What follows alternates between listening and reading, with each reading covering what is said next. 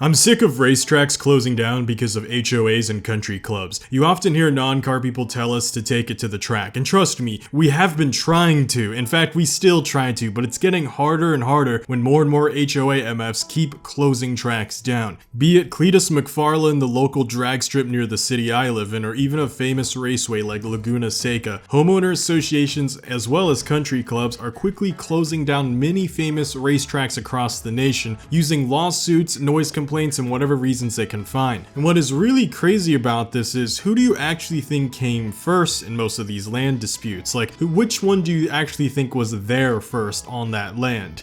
The answer is the racetrack. Racetracks usually picked these areas, and when they first were built, they were in barren locations. Yet as time progressed, many rich millionaires and snooty executives wanting to expand their rental properties, as well as people who just want to build country clubs, like I said, they started to build things surrounding the racetrack because they know racetracks are tourist attractions, kind of like riding off the coattails of the popularity of the racetrack. And they have the choice to not build a home at a racetrack. On top of that, you also have the choice to not buy a home that is already built near a racetrack. Because plenty of us car enthusiasts, we will buy those houses. Like, we'll gladly buy them. It's not like they don't have market value, but when the people who don't see the value are the ones buying them, who then want to remove the value of the local area, aka the racetrack, they then have surprise Pikachu faces when their property value suddenly tanks. They're like, where'd all the tourists go? Why'd the economy crash in my city? Oh, I wonder why. Maybe because you just removed the number one driving force of the local economy. What sucks even more these days is that lawmakers tend to side with these homeowners, as they assume that we're all just punks making noise anyways, thus hastening the rate at which tracks close across the United States, which then furthers the image of us kind of being punks, because then a lot of car guys are forced to take it to the streets, which then leads into an endless cycle of even further justification to close even more racetracks because blah blah blah car enthusiasts are bad people.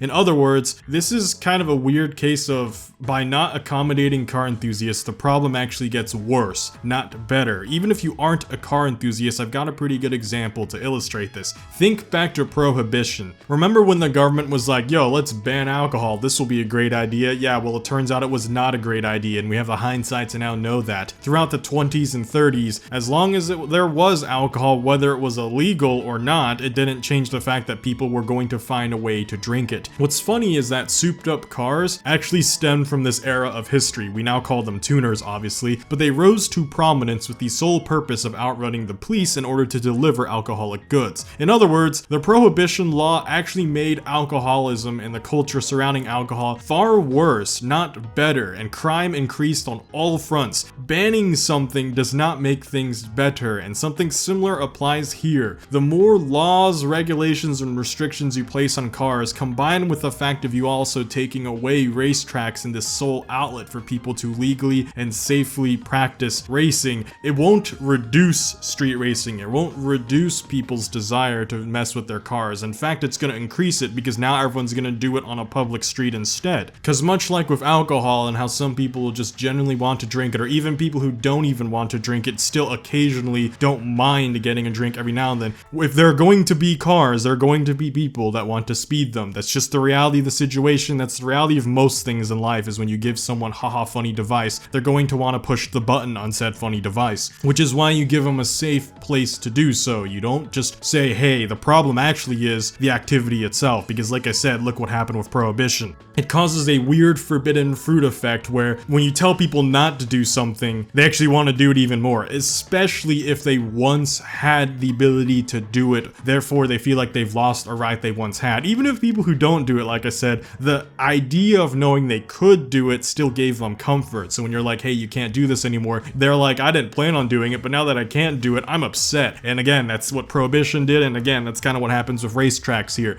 It just still upsets me that the common sense for these jerkwads to just never build near these racetracks, I can't believe that never occurred to them. And again, it upsets me even further that over several decades, people knowingly buy these houses, knowing full well it's next to a racetrack, and then still complain about it being noisy when they could have literally purchased a property or rented a property anywhere else. It sucks even more because a lot of these tracks were there first, therefore they have entire communities built around them, even economies built around them. For example, Road Atlanta and Lanier Raceplex Complex, which is located near where I live. Both of these tracks are extremely valuable to the city and county they are part of. Basically, they see the vast economic boost from tourists, from racers, from spectators, and people across the world who visit them. And if they were to give in to HOAs and remove these tracks, it would be a net negative for the city because several thousand jobs would just disappear overnight. So is it worth risking the livelihoods of an entire community just to please 30 or so homeowners who are like, oh, car too loud, me bad? When those 30 homeowners can just move or live somewhere else because they came to our community. This was our private property where we're building these things, and there are legal land permits that are achieved and obtained in order to practice these activities on these lands. So something my father used to always tell me is like, you have to adapt to society. You don't make a society adapt to you because it's very selfish. It's very selfish for a few homeowners to be like, I hate this noisy track, when literally everyone else in the city loves the track, needs the track,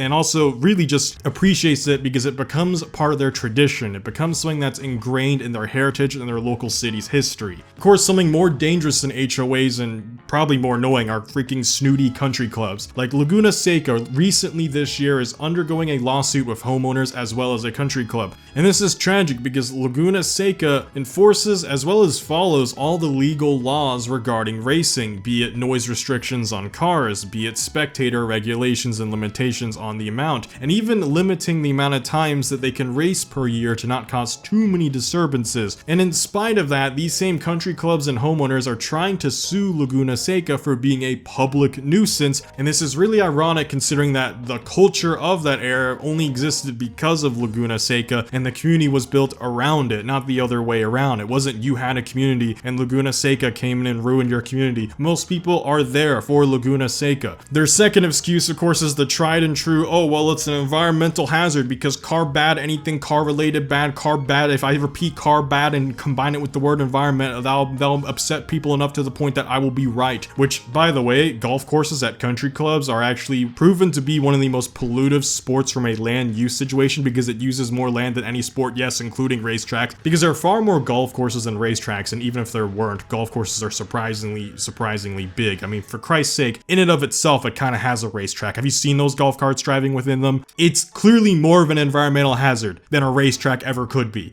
I'm not a tree hugger, and I say this all the time on my channel. I'm not part of the EPA. I'm not some secret undercover agent. But because they're bringing it up, because they're bringing up environmental pollution and environmental hazard as one of their reasons for wanting to get rid of a racetrack, we can't not also turn it back against them, because it's like, well, if we're going to judge them based on that, we're going to have to judge you based on those same standards. And surprisingly, they're not doing much better either, if not probably worse. So it's just burning hypocrisy. Even stranger when you consider that most race cars are using electric motors these days. So most race cars are either hybrids or they may not use a gas engine at all and just straight up be an electric race car. So that solves the noise complaint and the environmental complaint. So we're kind of just, again, I don't see any value holding up with the country clubs. And again, woe is me, oh boo-hoo, we keep a whole bunch of retired millionaires who want to just doze off at our country club. Like, I don't have any sympathy for them. I really don't. So I really hope Laguna Seca wins that lawsuit and we don't lose a very iconic track to a few entitled losers who can't put up with a bit more noise. And again, who willingly chose to be there. Like, if you really are that bothered by it, literally go anywhere else. I'm sure there's more snooty country clubs on the other side of town. And again, further regarding legal things, Laguna Seca has all the proper, modern, renewed, up-to-date land permits to continue operating the way they do on the land that they currently own, which, yes, it is owned by them. It is private freaking property. And again, they were built there first. Like, another thing that I'm really terrified by is a lot of these things that go to court or have lawsuits about them, like racetracks have been losing. Like, a lot of racetracks across the United States have already closed. And what this does is this gives homeowner associations as well as country clubs, like, it builds their confidence because they're like, wow, we can win these lawsuits. Wow, we can close these racetracks, because for each case that they win across the country, they'll tell about it with what, I don't know, on Facebook or whatever groups, chats that these people are probably using. They'll tell each other about the tricks and tribulations or whatever BS that they figured out and dumb loopholes that they can use to talk with whatever court that they go to about how they can get the track closed down as an HOA. And it's just, oh my god, like, and again, the more and more these tracks get torn down, a lot of people start taking it to the streets. And I kind of can't blame them, because when something that you have access to is suddenly stripped from you, again, think back to Prohibition, it doesn't suddenly stop your habit. You still want to do it. It's been statistically proven that street racing goes up in those areas because people lose the one outlet that they had to being a goofball on the pavement, and they now have to do it on public roads instead. We're just some people trying to touch grass and have some fun. And again, it's great for the local economy. You got people who run tow truck companies, tuning shop companies, you have local restaurants who benefit from these busier hours. It's just been someplace for us to let loose, be a little stupid, and test out silly contraptions that we make in our garages.